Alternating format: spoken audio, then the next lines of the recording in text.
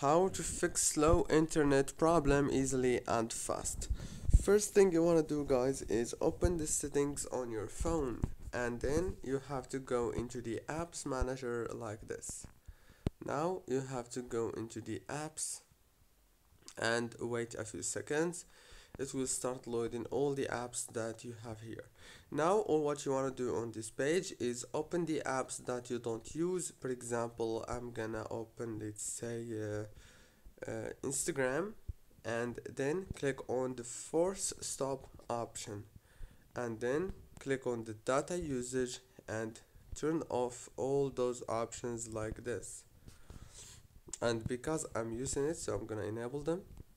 After that, go back and open the settings again, open the wireless and networks, and then enable the airplane mode and disable it again.